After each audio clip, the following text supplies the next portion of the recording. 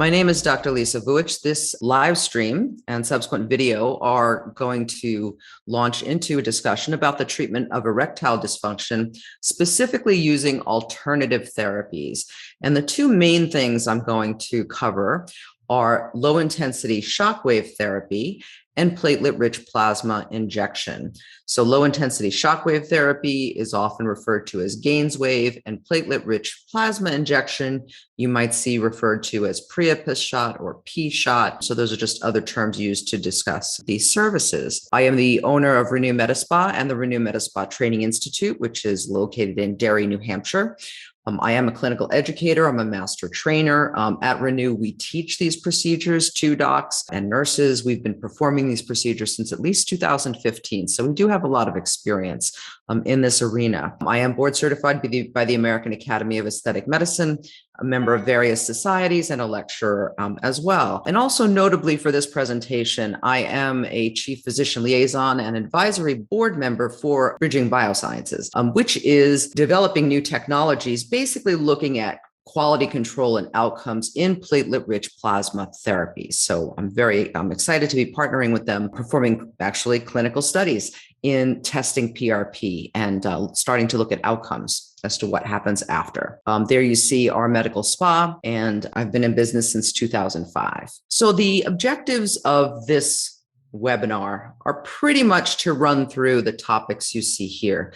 Now, both of these therapies, I've been to multi-day conferences on these things, okay? So I don't mean to give the impression here that this is an exhaustive discussion. My goal with this talk is to give you the highlights, to give you the sort of information we try to convey at Renew in a consult on erectile dysfunction. What are the key points we want you to be aware of so that you can make the best possible decisions? So we're going to talk about the prevalence a bit of ED, what are the contributing factors and related diseases, medication causes, the general health benefits of a healthy sex life, performance enhancement versus treatment, sort of that concept of, two different ways to come into this clinical space. I'm going to show you schematically how erection occurs, because it's important for you to see that, to really understand why these therapies, work, what mechanisms that they're purported to have to actually impact erectile function. We'll look specifically at some of the evidence for the use of shockwave therapy for ED, platelet-rich plasma as well. I'll show you some studies on that, and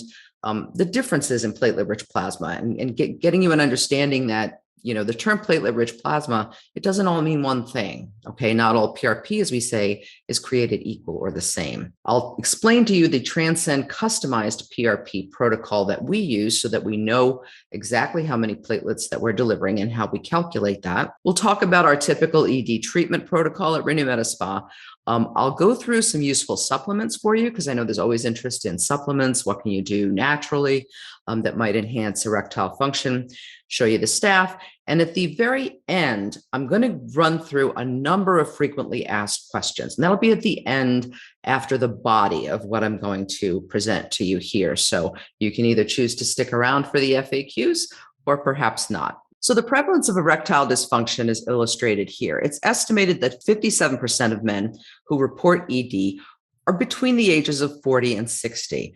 However, we are aware that there's an increasing recognition of ED as becoming an issue for even men under the age of 40. Unfortunately, up to 80% of ED may go unreported because the practitioner and or the patient may not be comfortable talking about it. Men clearly are often turning to the internet for answers when it comes to erectile dysfunction. And again, if you look in the lower left there, general estimates, and these numbers vary, but it's expected that ED will happen to about a third of men by age 50, maybe 42% by age 60. And between 2019 and 2020, it was estimated that about 18 million American males had some form of erectile dysfunction. So definitely a public health issue. Now, this is important because there are healthy sex life benefits, right?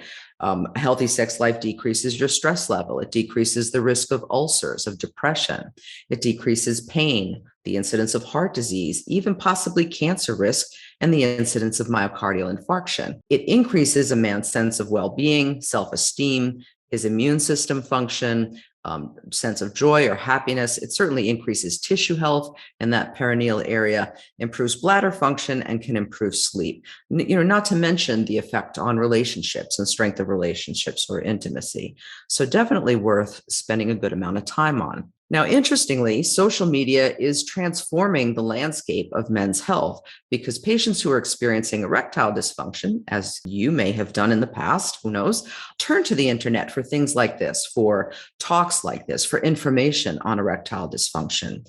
This interesting study, which was just published earlier this year, actually looked at Twitter activity between February 2015 and June 2020. And look at this, hashtag erectile dysfunction was appearing in 1.9 tweets per hour. And that was millions of impressions in that period of time. So men are definitely seeking answers to decline in erectile function. The risk of sexual dysfunction increases with what we call comorbid diseases. So things that are going on elsewhere in sort of that health milieu that we live in. Men with hypertension are more affected, men with diabetes. In fact, ED affects at least 50% of diabetics. And by the time they're 60, that number may be up to 70%. Patients with abnormal cholesterol, patients with heart disease, patients who smoke. In fact, 86% of smokers have abnormal penile vascular evaluation if you actually look at it with things like Doppler ultrasound. And the risk of that increases with increasing pack years, heavier smokers having more of an issue. And nicotine directly affects nitric oxide. That's at least part of it. We'll talk a lot about nitric oxide in this presentation, but there are other things that will affect that as well. And it's definitely going to have an impact on erectile function. We believe that obliteration of the small blood vessels in the cavernous tissue, which is the blood flow tissue of the penis, is frequently implicated in that reduction of rigidity or in the formation of issues with erectile function. Now, there are other diseases we often see in conjunction with this. We'll talk a little bit about Peyronie's disease, which is development of some scar tissue and curvature, which can lead to erectile dysfunction. Patients with Parkinson's disease, multiple sclerosis, alcoholism, sleep apnea. Again, all increased incidence of erectile dysfunction, and certainly patients who've had either surgery or injury affecting their spinal cord, affecting their pelvic area. Maybe they've been treated surgically for prostate enlargement or prostate cancer. ED becomes a very significant issue for many of those men. Very low testosterone can certainly be a contributing factor. Phenomenon of venous leak, which will make more sense, in another few slides. I'll show you this. Venous leak is a less common cause. It's more of an outflow problem. So the blood is flowing in fine, but it doesn't stay trapped and it actually is lost too quickly. That's called venous leak. So essentially a failure to block off the blood supply and keep it where you want it. So that can certainly also cause erectile dysfunction. And finally, psychologic issues such as depression, anxiety, and relationship problems.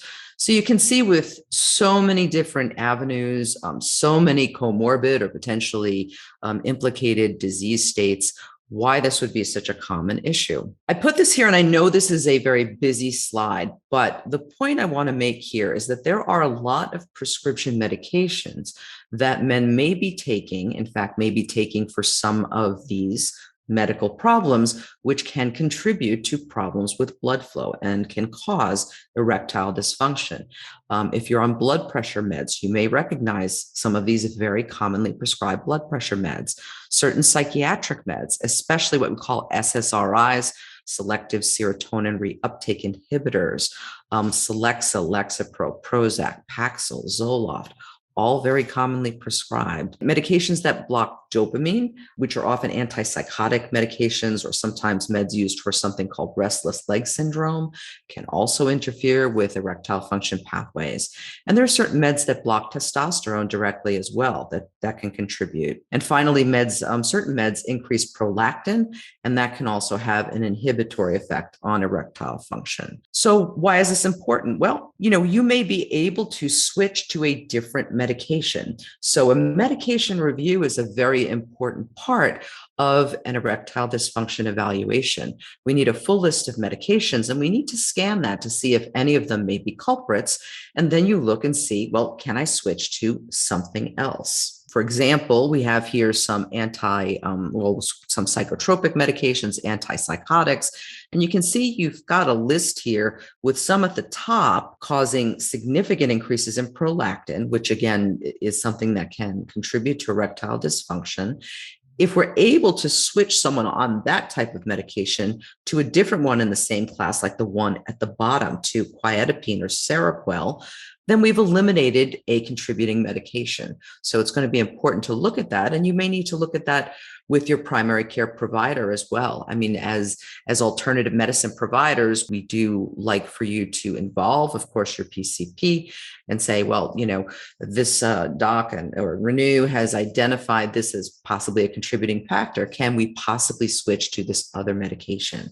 See if that's an option. Other common medication causes are meds for anxiety, for seizure, for insomnia, as you see here, muscle relaxants, and also the medication Librium, which is used for alcohol withdrawal.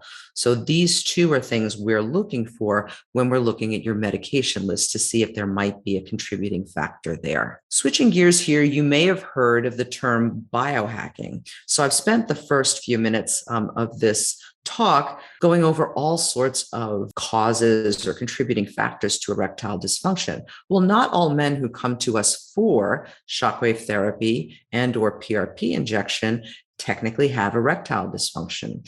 Sometimes men are coming to us because they want to enhance erectile function, even though what they have to start with is purportedly normal. So biohacking is essentially a term that describes the art of making decisions to improve or optimize a body function, for example. You're doing something either internally, maybe you're taking supplements, maybe you're doing certain activities, avoiding certain things, or maybe you're doing interventions like shockwave therapy and PRP injections because you're looking to enhance erectile function. This has gotten more and more popular in the past handful of years, I would say. There are some very prominent social media figures and well-noted experts like Ben Greenfield, pictured here, or Dave Asprey. These are very knowledgeable men who spend their life essentially looking at the research in all these different arenas and giving their opinions and speaking at various conferences, doing podcasts, etc. Ben Greenfield very notably had a couple of articles in here Men's Health that was in 2017, where he described his experience, not as a man with ED, but as a man who was looking to biohack and just improve performance. He underwent both shockwave therapy and PRP injection, and he gave, his experience in those articles. Ben Greenfield often lectures at medical conferences, as does Dave Asprey. So we've all heard them talk as well. And the attention here really started back in '98 when Viagra first got FDA approved. That's when treatment of erectile dysfunction really became a household term, and everybody knew ED, and everybody knew what the little blue pill was, and everybody knew the name Viagra. It was a household term.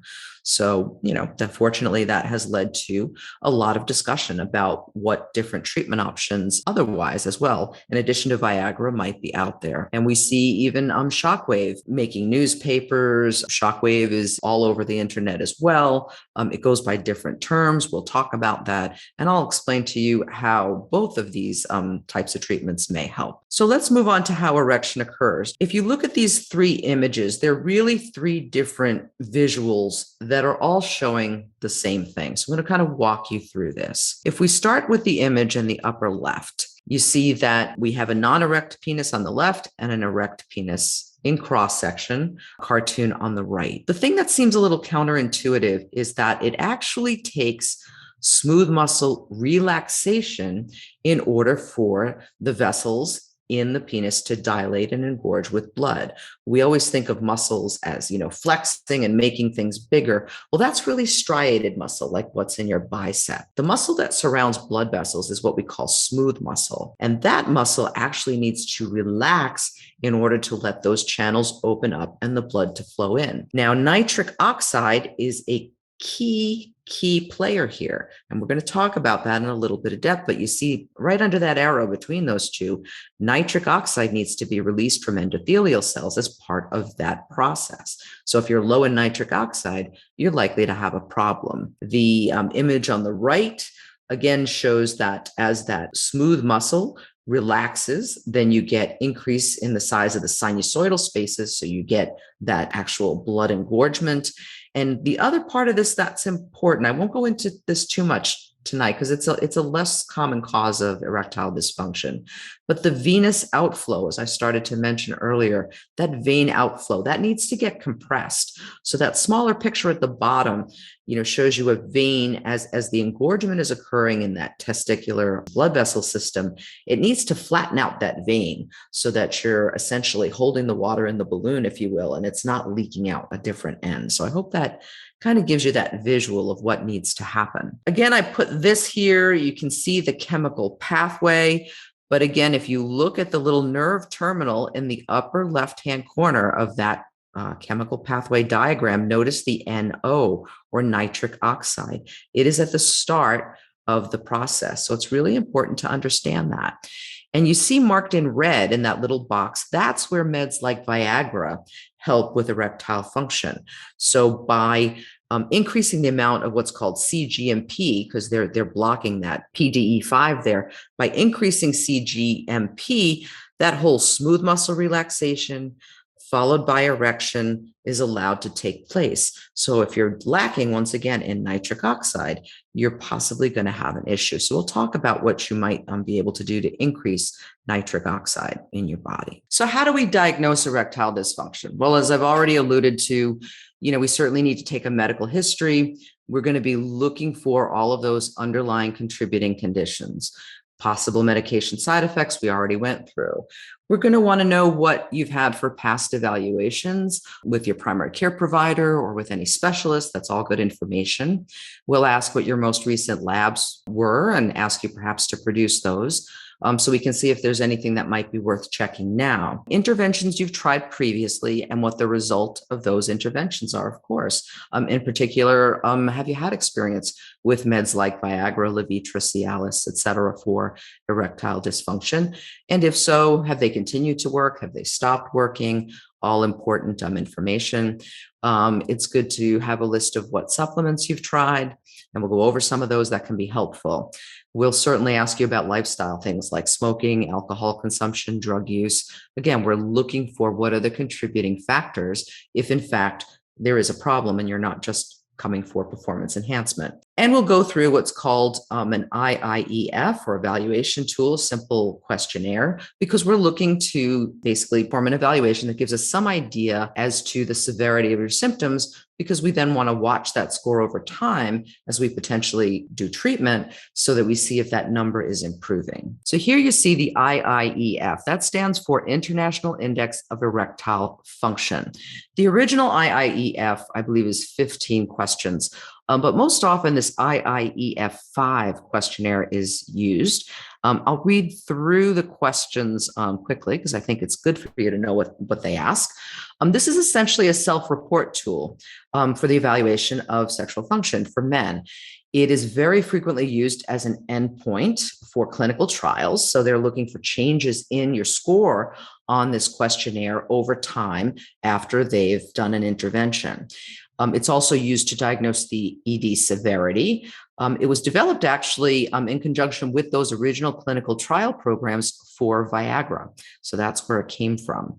It has pretty much been adopted as the gold standard of a measure of efficacy. When we perform a treatment, we're looking for changes in this score to tell us that the treatment had some beneficial effect. And the number, or your score, can then, as you see in that lower right box, that can be used to gauge your response to different treatments. So what are these questions? Number one, how do you rate your confidence that you could get and keep an erection? And the answers go from very low to low, moderate, high, or very high. Number two, when you had erections with sexual stimulation, how often were your erections hard enough for penetration? The answer is almost never or never, a few times, sometimes, most times, or almost always.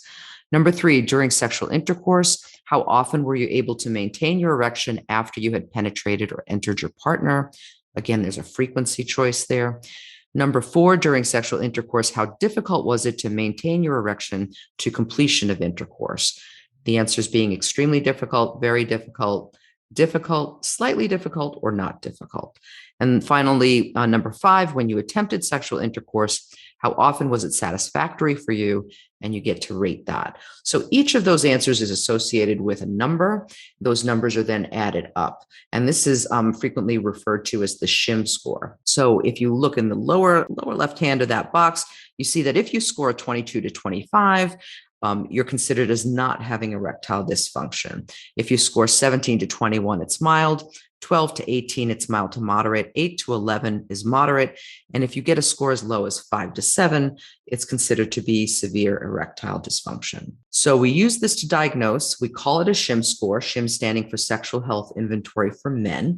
And again, we're using this to track your progress after a treatment. So the treatment planning highlights are basically this. We want to work with your PCP if possible to bring any underlying medical issues you may have under good control, especially diabetes. Blood sugar control, really important. As I discussed earlier, maybe adjust some medications, maybe switch some medications around, possibly weaning off medications, again, in conjunction with your primary care provider and or specialist. Lifestyle modification, very important, especially smoking cessation. If there are relationship issues, it's important to consider addressing those with counseling, because that too can lead to treatment failures if you're not addressing that psychological component as well, assuming it's there. Lab work might include testosterone level, sex hormone binding globulin, which is related to the testosterone level. It tells us how much testosterone is really available or not available to have its beneficial effect on the tissues. A prostate-specific antigen may be checked if it hasn't already been done. And that prolactin level, especially if we think that you may have some reason to have a high prolactin level because of medication, for example, we may want to check that because that is a simple blood test. You then need to decide on what the approach is going to be. Is it going to be shockwave therapy, PRP injection, or both in this instance, if these are the treatments that you're entertaining? And what we recommend is not the same for everyone. The more significant the symptoms, the lower the Shim score, the more likely it is we're going to recommend combination therapy. The higher the score, maybe it'll just be a recommendation of either start with one or the other. And certainly it's going to depend on, what your interest is in these procedures as well. And there's something called a penis pump as well, which is recommended to be used daily at home. 10-minute sessions, 1 to 2 times a day, or 10 minutes, then a 5-minute break, then another 10 minutes. So it could be done all at once like that. And that's a very good way to boost blood flow too. Let's get into these treatments in a little more detail. Gainswave is a marketing term. Okay. Gainswave is not a specific device. It's not even a specific protocol. I'll talk a little bit more about the Gainswave group, though, the community of providers or doctors, nurses, et cetera, who deliver this treatment. The real name for this treatment is shockwave therapy. And to make things more confusing, it goes by a number of different names. Even in the clinical studies that are done, sometimes it's just called shockwave therapy. Sometimes extracorporeal, meaning outside the body, shockwave therapy. Very often it's called low intensity shockwave therapy to distinguish it from shockwave therapy that's done at higher energy levels, which is used to treat other medical conditions that I'll show you. Sometimes it's called acoustic wave therapy, and sometimes it's called pulse wave therapy, especially by people who are trying to get the word shock out of it, because shock tends to make people think of electrical shock and can be a little bit inhibiting. So shockwave therapy was originally introduced, as you may know, as a way to break down kidney stones without directly being in contact with the kidney stone, right? With sending the shock waves through the body. It then evolved to treat non-healing bones because shock waves actually activate osteoblasts, which are bone-forming cells. Today, though, it's actually used to treat a wide range of medical conditions, many of them listed here. A lot of them are orthopedic conditions like tendonitis, tendinopathy, muscle injuries, trigger point problems, bursitis, heel spurs, shin splints, and the list goes on. And it doesn't stop there. The shockwave therapy, in addition to being used in musculoskeletal pain conditions like that, has also been found to be useful in things like wound care, certain cardiology issues.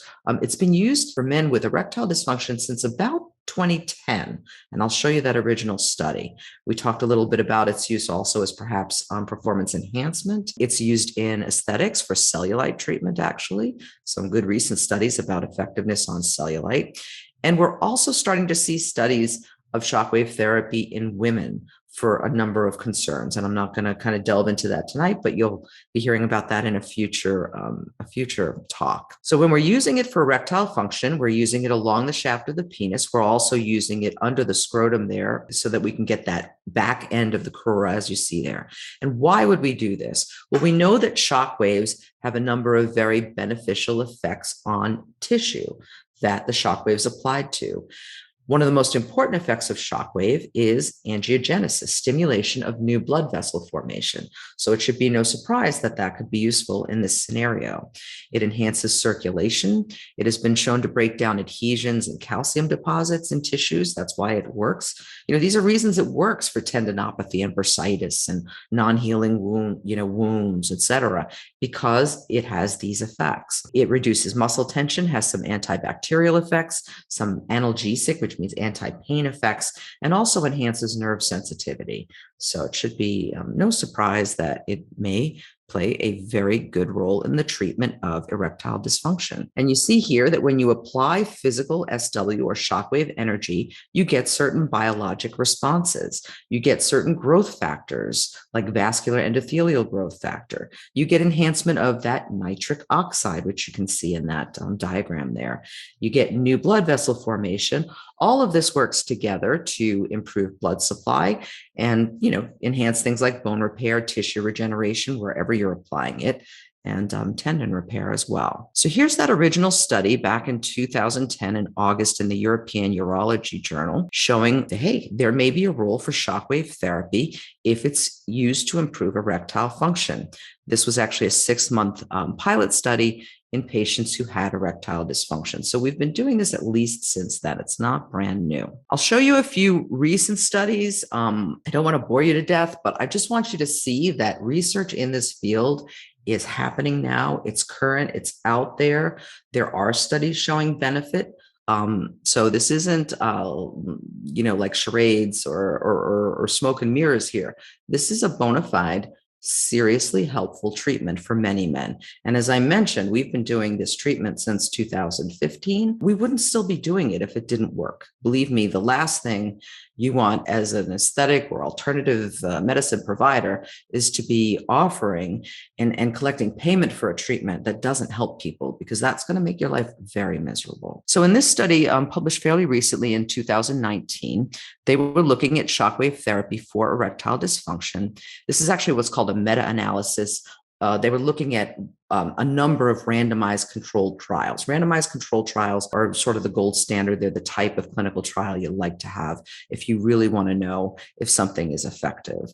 So they looked at 10 of these trials, including a total of 873 patients, pulled the data and concluded that it looks like shockwave therapy significantly improves erectile function in patients who had erectile dysfunction that was due to vasculogenic, low blood flow issues. They had no conflicts of interest. This wasn't some, big pharma sponsored study. So they deemed it, as certainly likely to be effective for men with erectile dysfunction. Another study from 2017, again, looking at 7 different randomized controlled trials, over 600 patients, between 3 major medical institutions, also concluded that treatment of erectile dysfunction with shockwave therapy resulted in a significant increase in that IIEF score. And remember, that's the score we're looking at to tell us that a treatment is working. This study from 2017 as well was really interesting because it showed using ultrasound that there was improvement in hemodynamic parameters. Okay, so they were documenting the improvement in blood flow using ultrasound after using shockwave therapy. So they were, this was a smaller study, of course, 46 patients, but it was double-blind, randomized, controlled study, so a good type of study. And they showed improvement in hemodynamics at least up until 12 months when I believe the study ended. And here's one again, 2019, looking specifically at diabetic patients. And I found a couple things interesting in this study. They found that shockwave therapy was effective for both subgroups of diabetic patients, both the diabetic patients with ED who did respond to Viagra type medications, and it was useful for the patients with diabetes who were considered to be non-responders to ED meds.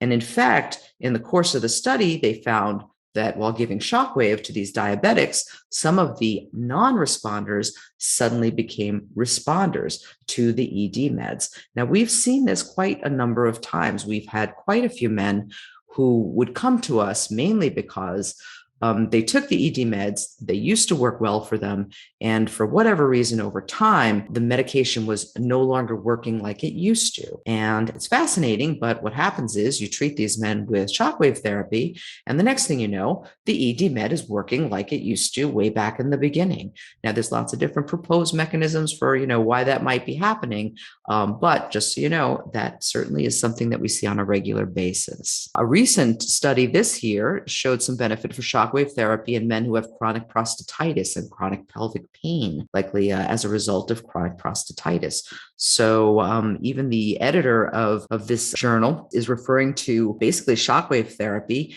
as gradually paving its way among the armamentarium of therapies for ED, taking a larger role in routine practice. And I do feel we're starting to see that the treatments for ED that are currently considered alternative medicine are starting to work their way into more of a mainstream medical approach. And more urologists are also offering these treatments. So again, I've given you here, and this is just for reference, some of those full reference links to some of those and a couple other trials that have also been very interesting, just so you have them there as a reference. Now, interestingly, there's not just one type of shockwave therapy. That would be too easy. There are two main types of shockwave therapy. They are referred to as radial and focused. I won't go into this in too much depth, but basically radial shockwave is a type of shockwave that sort of doesn't go as deep as focused. It tends to splay out more or go out radially, right? It spreads out to the side more, whereas focused shockwave, which is what we're using currently at Renew, has the potential to go deeper into the tissue.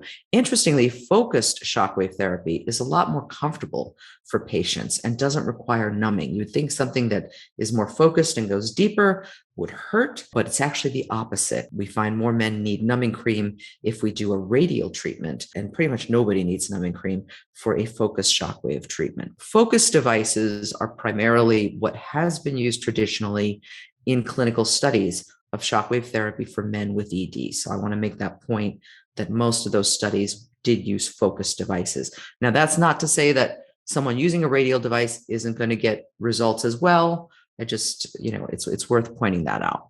So you see there a cartoon of a radial device on the top and the focused device just below it. Now, nothing yellow or orange actually shoots out of these. That's just the cartoon of what the energy pattern might look like. So what is our typical process if we're going to use this for the treatment of erectile dysfunction or for performance enhancement? Well, we're going to recommend an initial set of shockwave therapy. The frequency is usually 1 to 2 times a week, and it's usually 6 to 12 sessions if we're treating ED. Okay. If it's for performance enhancement, you could certainly try fewer sessions and go less often because, you're starting in a whole different place. You're looking for enhancement, not treatment of a disorder. Our device is called the Storz Duolith. As I mentioned, it's a focused shockwave device. No numbing is required. The treatment, therefore, is very quick. It's 15 minutes. Now, the number of sessions we recommend is going to depend on the clinical scenario, on the symptom severity.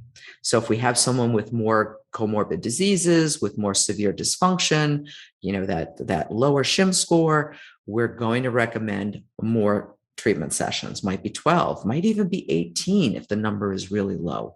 Whereas if someone has milder ED, it's more likely that we're going to say, try 6. It's probably going to be fine. A penis pump is recommended to be used at home in between sessions. Why? They're easy to purchase. We have them at the medical spa as well, or you can buy them online. They encourage enhanced blood flow. All right. So it's kind of like, skincare. When someone's coming in for facials, we're like, you're going to have a lot better skin if you're also doing something at home, which gives the same goal of improving skincare, right? So versus just coming in for procedures and doing nothing at home in order to support what's going on in terms of healing. Now, there may be potential additional sessions needed. Now, that's going to depend on how robust the initial response is. So if you go through 6 sessions and you're like, this is great, this is exactly what I was looking for, Wonderful. Then we'll say, great, why don't you just then go on to maintenance? Maintenance, is also going to vary, but it seems like your concentrated treatment sessions are done. Your symptoms are much improved, or you're at your goal. Now you can just do something on a maintenance level. Whereas if after 6 treatments or 12 treatments, you're like, well, I'm 70% better. Okay. Well, we're going to continue to recommend more frequent treatments for another handful, perhaps, maybe 3, maybe 4 more. We'll work with you on coming up with something that makes sense, because we want to get you to goal, and then you go into a maintenance. Now, ED meds during this treatment protocol are optional. They're not a bad idea. Some men will go on Cialis daily. Some will still just use Viagra, Levitra, or something like that on demand. But again, why use the meds? Why not use the meds? Again, the meds are promoting blood flow, and more blood flow to the area during that healing time from the treatments that we're doing at the medical spa is not a bad thing. It's also why we recommend the penis pump, correct? I'm going to step now into platelet rich plasma, or PRP. We call it the PRP shot. Again, there are marketing terms for this as well. You may have seen it marketed as P shot or Priapus shot, or some people say Priapus shot. P shot, Priapus shot, these are marketing terms. They're not specific protocols. They're not specific PRP preparation devices. They're just marketing terms. So we'll use PRP shot. So what is platelet-rich plasma? Platelet-rich plasma, or PRP, is the application of a concentrated dose of platelets, which are rich in bioactive proteins, growth factors, and other mediators. But we're delivering the platelets to an area to stimulate cellular regeneration and to accelerate tissue repair, generally in that area. It's usually a targeted delivery. PRP, just like shockwave, has many very well-established uses in medicine over many years. It's been used in orthopedics, in sports medicine, in dentistry, especially dental implants, maxillofacial applications. It's been used in neurosurgery, cardiothoracic surgery, pain management, dermatology, plastic surgery, hair restoration, aesthetics. And now the newest application, if you will, of PRP is within the fields of urology and sexual wellness. Once again, there's not just one PRP device. So you can see an image there of just probably a third of the number of devices that are out there. Okay. So there are many different brands or types of PRP processing devices. Here's what the key points are. Regular blood draw tubes, the ones that they use when they're checking your cholesterol, your blood sugar, that sort of thing. Those are not to be used for PRP. Okay. Those were not designed to have blood drawn into them and then, spun around and then injected back into the human patient. So that's a no-no. A practice that is doing PRP injections must use an FDA-approved PRP preparation kit. And as I said, there's a number of them. They need to use a centrifuge also that's specific for that kit, that the manufacturer approves for that particular tube or cylinder. And they have to do the right thing with it. They have to spin it at the speed that the manufacturer tells them to, et cetera, et cetera. There is a big variety, unfortunately, in the amount of blood that's drawn. And I'm going to show you why that might impact results as well, because these kits come with all different sizes of tubes and cylinders, and the amount of blood drawn really varies quite a bit. And the processing varies. Some of these, the blood is spun twice. Some of it's a single spin. Some of them use tubes with gel in the bottom. Some of them use tubes with no gel. All of these are the subject of research studies to determine what the best method is. And they don't all produce the same number of cells. They don't all recover the same number of platelets, the same number of monocytes. The M-site system that we use, that's the third column over, is actually very, very good at delivering a high dose of platelets and also preserving the monocytes. That's just another cell in the bloodstream that's believed to be very good with tissue repair. So we like that the M-site one in particular preserves the monocytes. So here you see a cartoon of basically PRP. We take a sample of whole blood. Now, that's not drawn in a lab. That's drawn on site, wherever you're getting your PRP injection. It's basically spun down to separate out the red cells. And then we're injecting that plasma portion, that water portion, along with the lighter cells that didn't spin all the way to the bottom, which hopefully is the platelets and the monocytes. We do know from research studies that there is a certain goal of number of platelets we would like to deliver, because there's a certain number of platelets that's been found to be needed in order to get to the point where you are stimulating new blood vessel growth to a significant degree. All right. So we like to call that clinically valuable PRP or potent or strong PRP. Okay. So how do you know if that's, well, actually, I'll show you here real quick.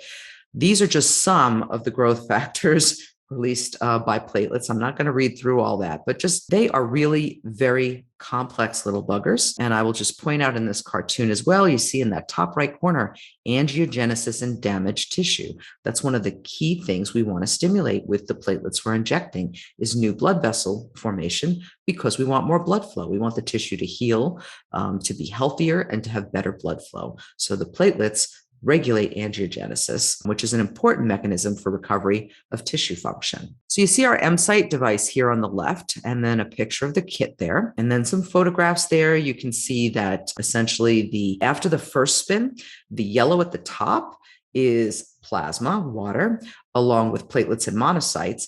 And that fraction at the bottom is the red cells, which will be siphoned off. And after the second spin with this kit, the cells that we're looking for are concentrated down in the bottom of the second cylinder. So we can then draw off some of the water that we don't want. And then we're looking to deliver really just the platelets and monocytes. That diagram's off a little bit, so you can just ignore that. But we're basically able to, with this double spin system, get just the cells we want and not the cells we don't want, have them suspended in a little bit of plasma, have a very high number of platelets, and then deliver those to the area that we want to improve. Now, what we use at Renew is called the Transcend Customized PRP protocol. What this means is that we are actually measuring your platelet count the day that you're there for your procedure. And that's through a simple finger stick, just like if you were checking blood sugar, a little finger stick. We're able to use a platelet counter, very sophisticated one that looks at the platelets, counts them up, tells us what your platelet count is that day. And then the software takes that number and calculates from us, based on what your platelet count is that day, how much blood we need to draw in order to end up with the number of platelets to inject that I mentioned was our target or our goal. So this is an awesome system that's been the subject of a research protocol that I've been involved in. So again, a finger stick platelet count, we get a calculation of how much blood to draw. It's a simple on-site blood draw. You see it pictured there. In fact, we're usually drawing 2 of those syringes. Most commonly, we find that the Transcend customized PRP protocol system tells us that we need to draw anywhere from 90 to 120, 110, 120 milliliters of blood. So that's 2 just about of those fairly larger syringes. Now that might look intimidating, but as I mentioned here, if you go donate blood, you're giving the donation center 450 to 500 mLs of blood, roughly. We're only drawing 110, 120 max. So it really looks like a lot of blood perhaps in the picture, but in the grand scheme of things, it's not that much. So if you're looking, if you choose a provider and you want a PRP injection, what are some quick questions you could ask, based on this? Well, you might want to ask how long they've been performing the service, right? Perhaps go with, a site that's been doing it for a while, that's more experienced. But another question you might ask is how much blood will you draw? And as I mentioned, our system often tells us to draw up to that 120 ml kit based on that platelet testing. Does that mean every center that does PRP injections has to draw that much?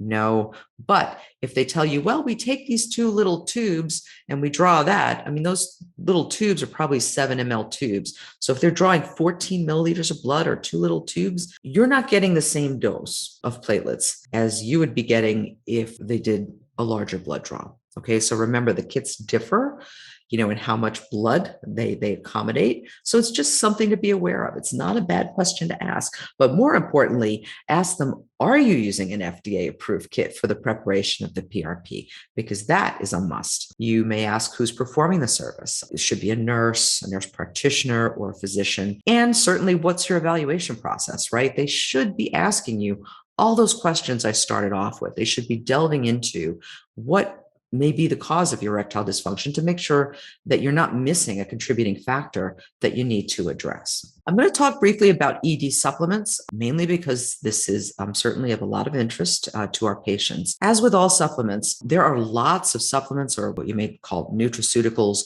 that are or have been promoted for the treatment of erectile dysfunction. Unfortunately, human studies are lacking for many, if not most, of the supplements that the internet's going to tell you are going to help men with ED. So that should be no surprise. However, there are a handful which do have some good scientific data behind them. So I'll run through those quickly. We do know that L-arginine is important in that chemical pathway, in that nitric oxide formulation pathway. The problem, and it's because L-arginine, I should say here, is a precursor of nitric oxide.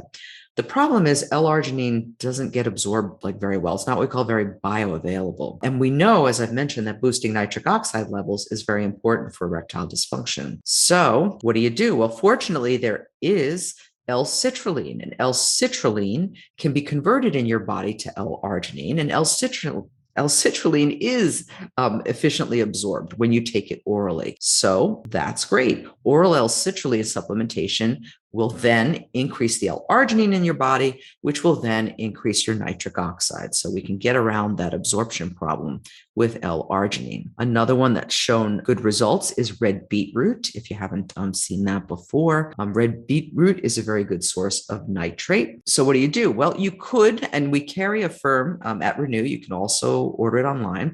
Dr. Judson Brandeis, who's a board certified urologist out of California, has come up with this supplement called Affirm.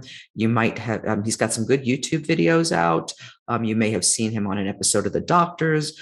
We certainly see him at medical conferences. He's often a speaker there, and he's part of our Gainswave group as well. So Affirm's a really good supplement. As you can see here, it has a number of ingredients. It's got the citrulline, the L-citrulline I was just discussing. Also, by the way, watermelon is a good source of citrulline. It has another nutraceutical called Mirapama, which is an aphrodisiac, popular in the Amazon tribe in Brazil. It has the red beetroot in it. And also Asian ginseng, which is known to promote cardiac and vascular function. So 4 really good ingredients, all in that single supplement, and all backed by some good data. So we like that. So I hope this has been helpful to give you some idea of our workup, some ideas to what shockwave therapy is, what PRP really is. I am going to launch next into some frequently asked questions, which will go over some stuff that hasn't even been in the slides I've covered up until now. But, we are at the 1 hour mark. I know some of you may need to go at this time. You see pictured there our waiting room at Renew. Men who see us for erectile dysfunction or erectile function enhancement usually come in on what we call the Training Institute side. It's just a separate waiting room from our main waiting room where the aesthetics patients come in. You see pictured here Victor Pena-Duval, who is an RN with us. He's the assistant director of men's services. He performs many of the treatments. And also pictured there is Jeff Franklin, our practice manager, who also sometimes performs those treatments and is very well versed in the erectile dysfunction consult process. So you may end up talking to him as well. This picture shows you the side entrance of our building. That is that Training Institute side where you would be coming in if you're visiting us in Derry, New Hampshire. And there is Jeff and Victor pictured in our men's treatment room. So if you want to reach us, you see we're located at 23B Crystal Ave in Derry, New Hampshire. Phone number 603-894-0070. And it's www.renewmedispa.com. If you found this video helpful, please do remember to give it a like. Please feel free to comment and share it with anyone you wish. It really helps us out. I'm going to launch into some frequently asked questions that you may find interesting if you've found all of the rest of this interesting. So what causes nitric oxide depletion? Well, of course, we want to know that, right? Well, age, okay. But again, there are some medication causes of nitric oxide depletion. Proton pump inhibitor drugs. These are drugs used for heartburn, right? Acid reflux, stomach upset. These actually impact nitric oxide. Lots of things. Exposure to toxins is believed to impact nitric oxide by damaging the endothelium lining, the lining of the blood cell, and by decreasing the amount of nitric oxide that's released. Chronic inflammation, you see number 1 on there, also decreases nitric oxide release. Uncontrolled high blood pressure, another bad one. Chronic stress, advancing age, medications, as I mentioned there, proton pump inhibitors being a big one. Maybe your diet is low in natural nitrates, right? They're found in plant foods. So the dark green leafy vegetables, as you see there, are good, and beets as well are 2 powerhouses for nitrates. So you might want to increase those in your diet. And finally, a sedentary lifestyle, lack of exercise, because we need regular exercise to stimulate as well nitric oxide production. So hopefully that you find that helpful. I mentioned the vacuum erection device. These come in lots of different forms. This one pictured here is one of the battery operated types, so they're very easy to use. The benefits of VED therapy, as I said, it's promoting blood flow, especially when you're undergoing a course of treatment for ED. It's good to be doing this at home to promote blood flow during that treatment protocol. It's no surgery. It's drug-free. There are no side effects to it. There's really no reason not to do it. It's easy to learn, easy to use. Most men prefer the battery-powered versus something where you have to stand there and, squeeze something. A VED device may even work well as a standalone treatment before you go on to shockwave therapy or PRP injection. You can certainly order one of these and, follow the directions. They all come with the directions, and see if that alone helps you, along with nitric oxide supplement, boosting agents, et cetera. So you can try all those lifestyle modifications. And again, it likely improves response rate to interventions like PRP and shockwave. So really good reasons to consider using the VED device. We call it penis gym because you're giving your blood vessels a workout, and that's really important. Next frequently asked question with shockwave. There are a number of them. I'll go through them quickly. How many sessions should I start with? Well, I sort of answered this in general. The more advanced your symptoms, the lower the Shim score, the more sessions are going to be recommended for that initial series. What's the best schedule? The answer is we don't know for sure, but once a week versus twice a week, they both seem to work perfectly fine regardless. So it seems like it's really up to your preference. We've done both versions with men, and both versions seem to work well. What about a maintenance schedule? What do I mean by that?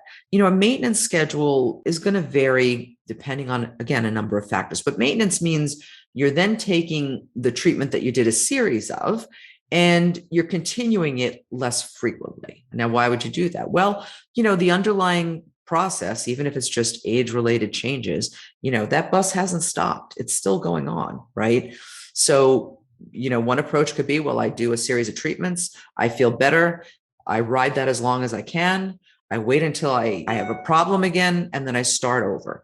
But more often we find that men who are helped, especially with the shockwave therapy, plus or minus the PRP, once they've done that, they're not really that interested in going back to dysfunction. So usually what happens is they'll do that initial series, they'll get to goal or get to where they want their function to be, and then they might do a single shockwave session, maybe every other month, maybe every 3 months, maybe one every 4 months. Basically pick a schedule and see how it works for you. That would be called a maintenance schedule. Or like I said, you could do the other route, which is ride it as long as you can, and then come back to start over if things start, not going well. When will I notice improvement? The answer is likely by session 3 or 4. Now, some men do notice improvement sooner, but we really, for the most part, want, especially in particular, men with ED, to give it 3 to 4 sessions before they start to get nervous about, is this going to work, not going to work? Because again, this treatment is stimulating a whole series of biological processes, and those processes need time in order to mature, in order to have actual physical effects. So be patient. Now, typical cost of a shockwave treatment is going to vary $250 to $300 range, not uncommon for a treatment if it's sold in a package or a series. Higher if it's not, it's going to depend. So it's usually $250 and up. What is the success rate of shockwave therapy? That's an important question. Based on results of more than 40 clinical studies, we think greater than 75% success rate. What can you do to increase your success rate?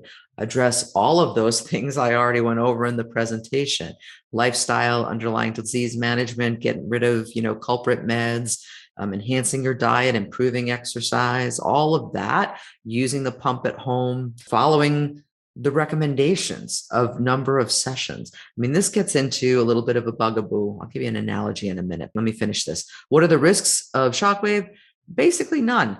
It's extremely safe. It's been studied a lot, maybe a little bruise once in every great while, but we usually don't even see that. There are no activity restrictions afterwards. There's generally no pain afterwards. So it's really a very safe treatment.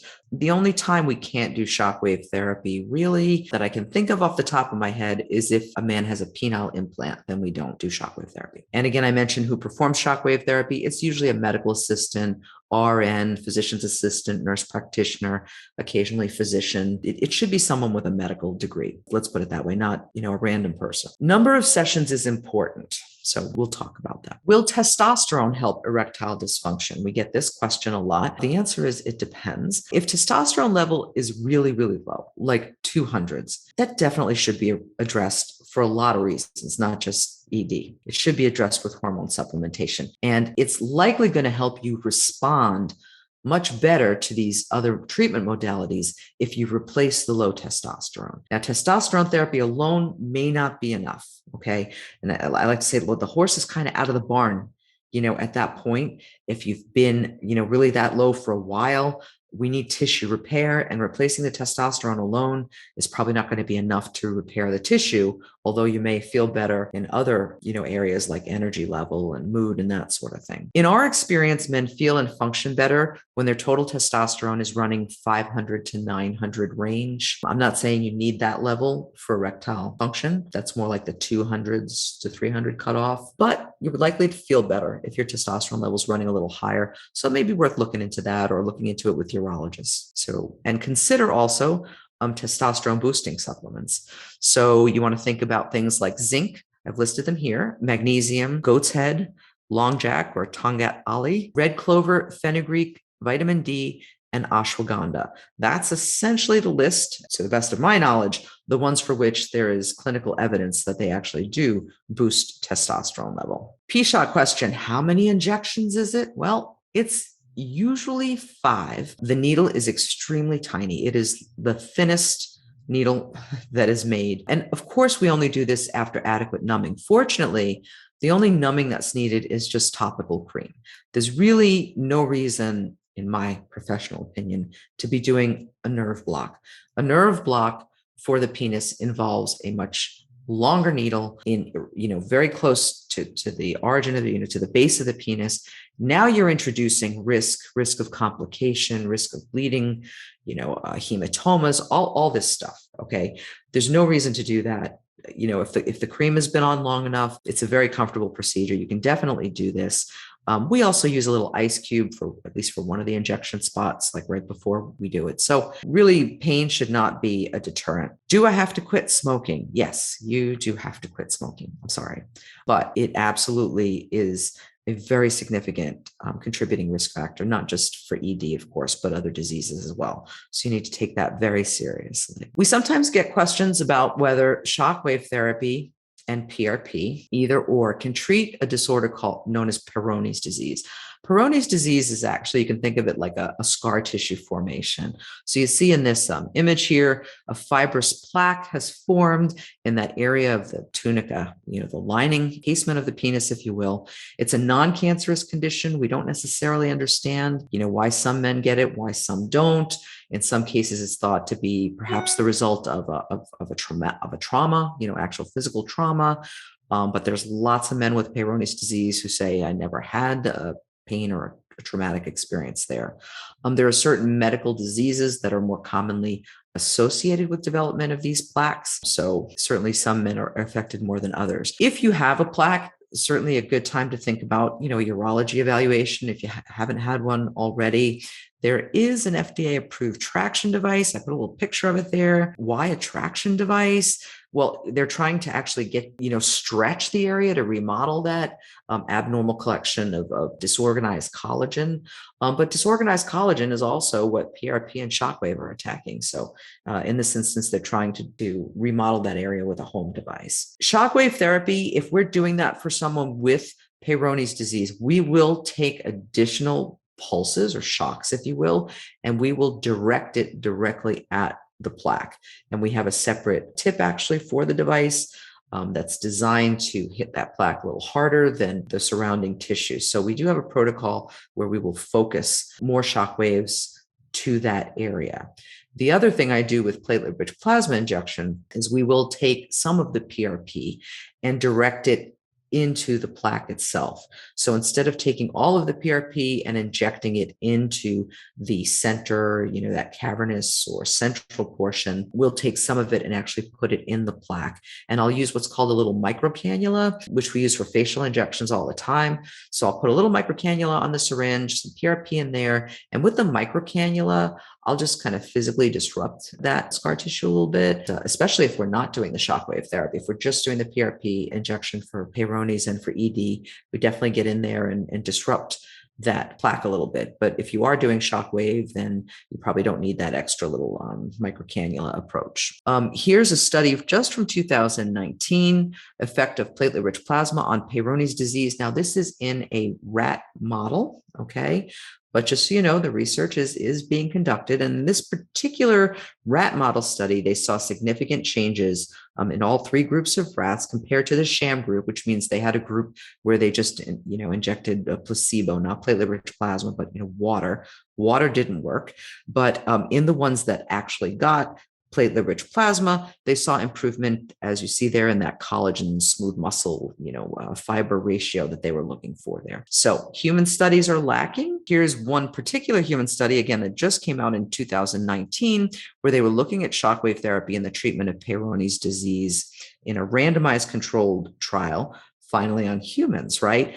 They found in this particular one that it reduced pain. They determined, we really need more studies. Because we haven't yet seen in human studies the kind of significant changes that we would like to see. But remember here, part of the problem is that there's all different shockwave devices. There's all different protocols.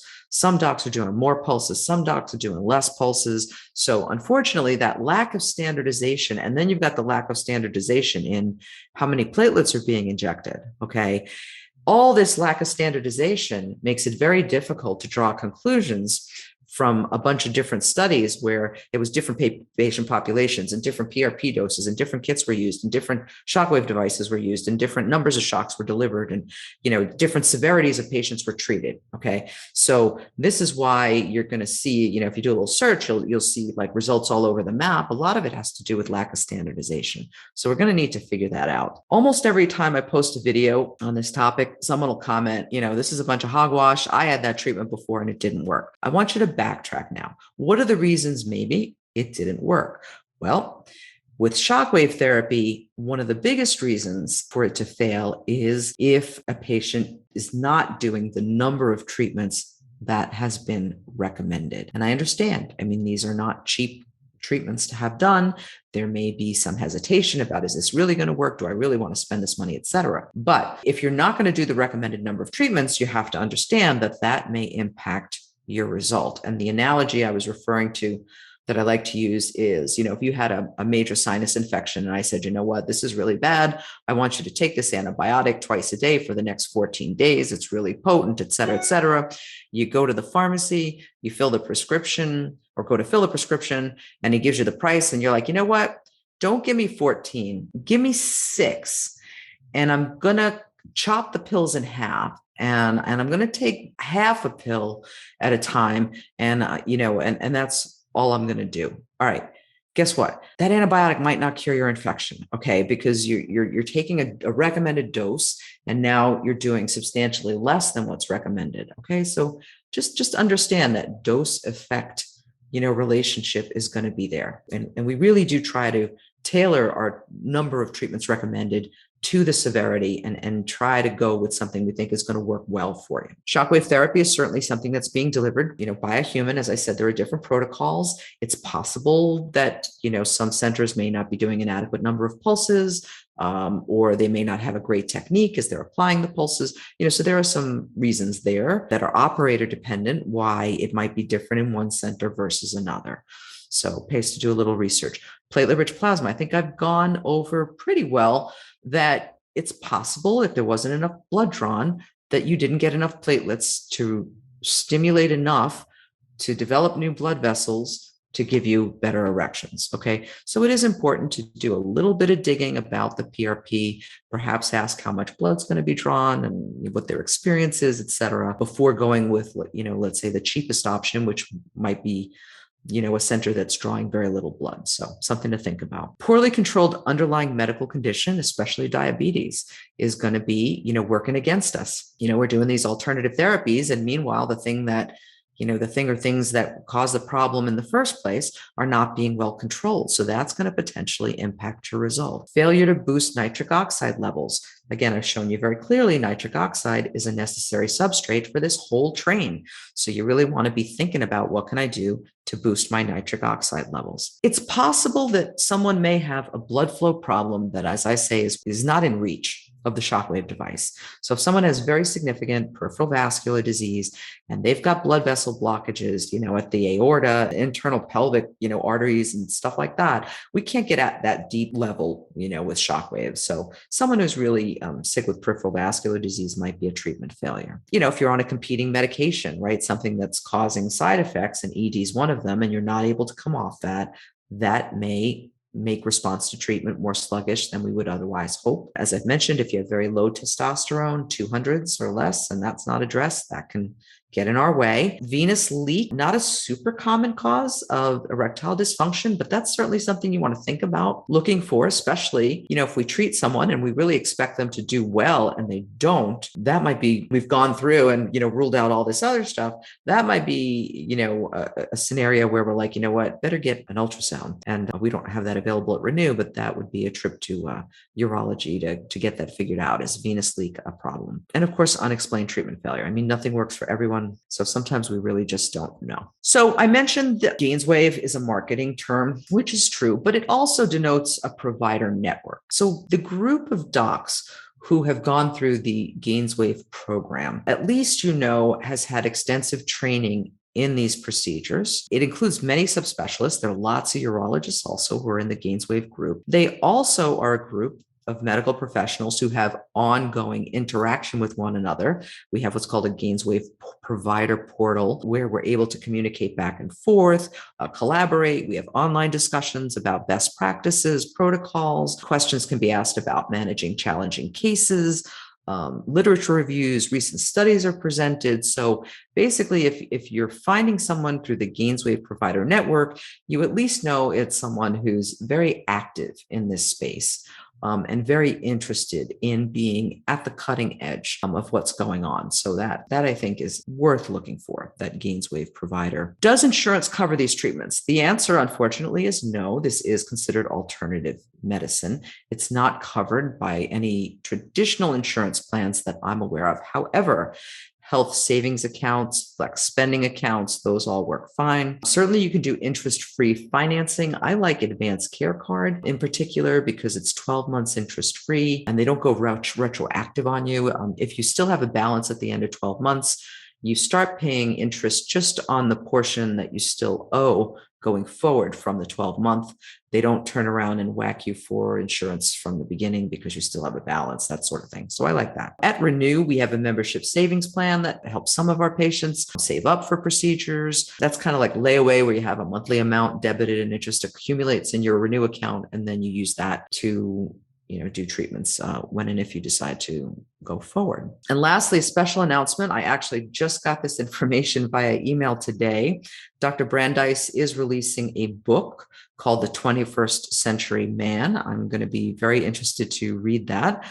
It's actually an accumulation of advice from 50 top doctors and men's health experts as to what you can do to feel great, look good, have better sex, etc. As I understand it, the hardcover is going to come out in mid-December, but there'll be an ebook out before that. And the audio book is going to come out in sections starting, I believe, in late October of this year. So we want to congratulate Dr. Brandeis on the book, and we look forward to what's in it. So I hope you found all of this helpful. Again, we are here for you. If you have any questions I didn't address, you can go to our website, renewmedispa.com. You can use the quasi-live chat box and send a question that way, or you can use the contact us email that also comes to our general email box.